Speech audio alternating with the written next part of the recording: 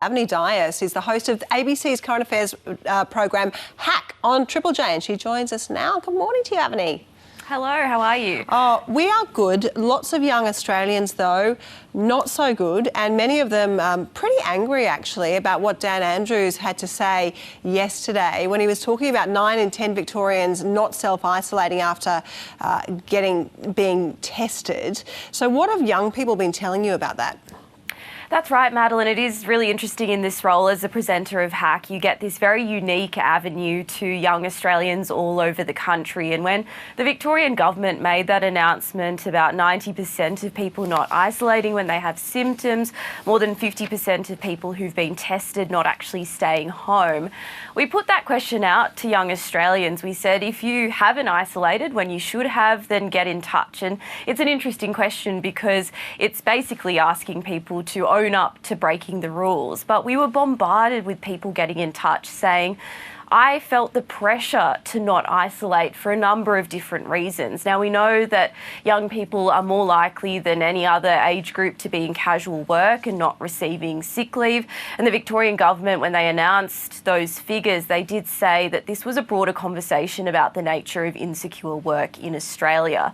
And we heard a range of responses from young people, people saying, I can't get sick leave, so I'm simply going to continue going to work because I don't have the option to isolate, because I'm living paycheck to paycheck. But perhaps the most overwhelming, alarming concern from young people was the pressure that they were feeling from bosses and companies to continue working. One young woman got in touch saying, you know, I was actually told to call my boss and tell them that I had got a test and needed to take days off, and she ended up getting fired, which was obviously concerning. And there is that $1,500 hardship payment for Victorians to access if they can't get sick leave and they have coronavirus or they've come into contact with someone who does. But what young people told us was that there needs to be an expansion of that payment to include people who are getting tested and are on casual payments. I spoke to one young woman, her name's Emma. She said she works on the front line as a carer every day. She is in an outbreak area, but she's terrified of potentially getting symptoms and having to isolate. I'm a home and community care worker in a town that has growing active cases of COVID-19. I'm also a casual worker and will not receive any extra assistance from work or the government if I must be tested or self-isolate unless I meet strict eligibility criteria as set by the government. I've been a casual at my company for 2 years with the offer of part-time that never follows through. I'm worried about losing my income and home as I have no access to annual leave or sick leave. Heartfelt message there from Emma. Now, the other big announcement, the other big story this week was, of course, the extension of both JobKeeper and Jobseeker payments. Avani, how did that go down with the people you were speaking to?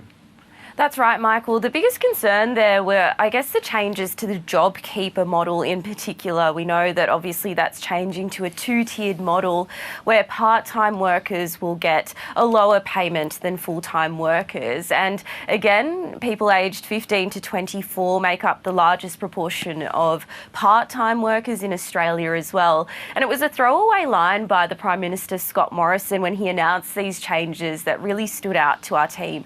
He acknowledged that there would be a number of part-time workers who would be pushed onto JobSeeker, so traditionally known as the dole payment. And we know from the start of the pandemic that a lot of young people were pushed out of their jobs because they couldn't access JobKeeper because they hadn't been in casual work for a full 12 months. So we spoke to economists about this situation, asked them what will be the effect of these concerning figures that we've seen in terms of our national debt. And they said that the day-to-day implications on young people won't be as big, but they were calling for more spending to keep young Australians in secure work, to continue, I guess, some kind of job security going forward during the pandemic. And that's certainly the calls that we heard from young Australians as well. I did put these concerns to the Minister in charge, Anne Ruston, this week. And her argument was, yes, there will be a number of people who will have to move on to JobSeeker, who will probably be made up predominantly of young Australians. But she said the government has created this program to reskill young people into jobs that are in demand. She said that perhaps young Australians need to rethink the kind of jobs that they're applying for. Oh, there's a bit of a common theme there actually with your next subject, Avani, because earlier this week, the ABC chair, Ida Buttrose, suggested younger workers lack resilience and, quote, they almost need hugging. What do you reckon? What was your take on this? And the take of the people on who get in touch with the show?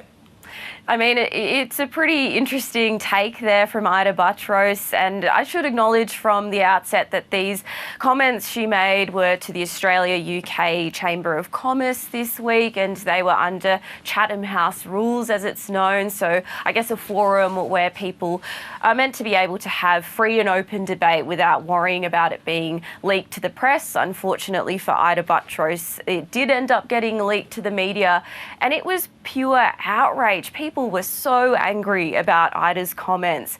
A lot of young Australians criticising that exact theme that you mentioned, Madeline, that we've been hearing about, the fact that there is so much insecurity for young Australians and that generation is the hard hit. So I guess the fact that those comments are being made in this kind of climate was a major concern. But also that idea, I guess, of reassurance, needing a hug at the end of the day. Some young Australians said, you know, our parents' generation got a bonus at the end of the year, and that was, I guess, a hug in the form of a paycheck, and they were like, we would rather some kind of bonus or some kind of monetary, I guess, reassurance as opposed to a hug in that situation. And Ita made this really interesting comment that young people nowadays really want transparency in the workplace as well, and that was something that young Australians praised. They said, we do want rights, we want to know what our bosses are doing day to day, and they said that that was something that they believed was a good thing. All right, Avani, it's so good to speak to you. Thank you. And we certainly know that lots of young people are just doing it tougher than most, actually, in this situation. And we'll catch up with you again in a couple of weeks. Thank you.